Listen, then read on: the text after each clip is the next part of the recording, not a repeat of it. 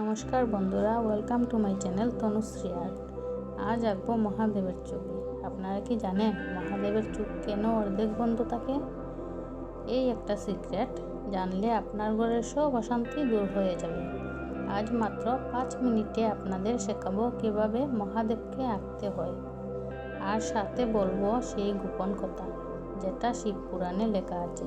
ভিডিওটা স্কিপ করবেন না।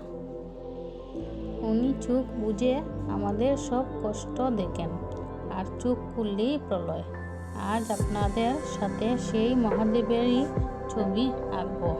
লাগবে শুধু একটা 2B পেন্সিল, একটা কাগজ আর ভক্তি ভরা মন।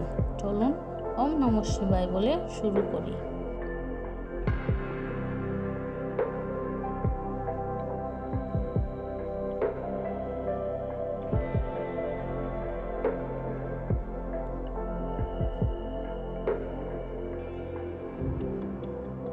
বন্ধুরা, এবার আঁকবো চোখ।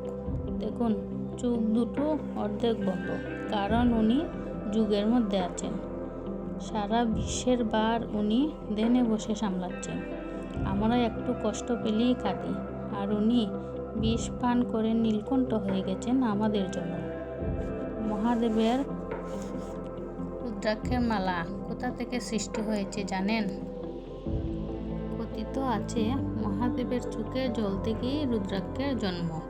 উনি সৃষ্টির কষ্ট দেখে কেঁদেছিলেন।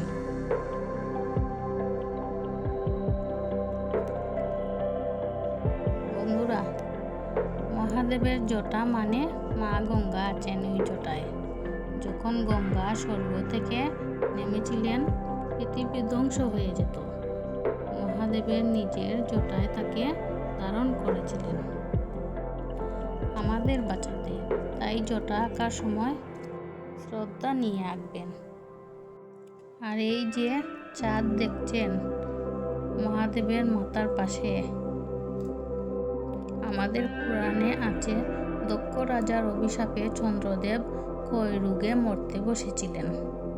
মহাদেব তাকে মাথায় তুলে নিয়েছেন, বলেছেন, তুমি আমার মাথায় থাকো, কেউ তোমার ক্ষতি করতে পারবে না। ভক্তদের মহাদেব এভাবেই মাথায় তুলে রাখেন। তাই আপনারও যত বড়ই বিপদ আসুক না কেন, মহাদেবের নাম নিন, উনি রক্ষা করবেনই।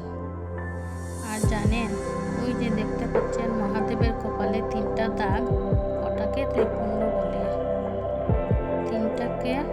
3টে দাগ, সত্য, রজ, তম, এই 3 গুণকে উনি জয় করেছিলেন। তাই আঁকার সময় মনে মনে ওম নমঃ শিবায় বলবেন। আর বন্ধুরা, এই হলো আমাদের মহাদেবের একটি ছোট্ট গল্প। যদি গল্পতে কোনো ভুল ত্রুটি থাকে তাহলে মার্জনা করবেন। বন্ধুরা, আমার আঁকা ছবি যদি আপনাদের ভালো লেগে থাকে তাহলে একটা লাইক করে বন্ধুদের সাথে শেয়ার করবেন। আমার চ্যানেলে যদি আপনারা নতুন হয়ে থাকেন তাহলে একটা সাবস্ক্রাইব করে দেবেন। আর আমার সকল পুরনো বন্ধুদের জানাই অসংখ্য অসংখ্য ধন্যবাদ আমার পাশে থাকার জন্য।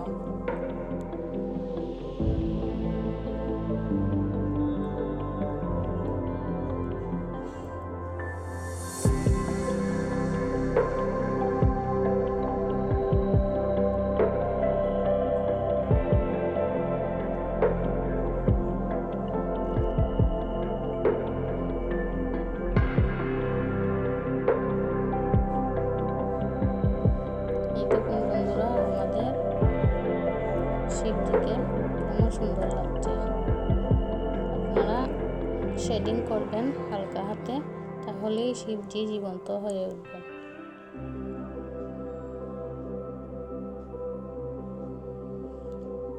আপনাদের অনেক অনেক ধন্যবাদ বন্ধুরা, আমার সাথে এতক্ষণ থাকার জন্য। হর হর মহাদেব।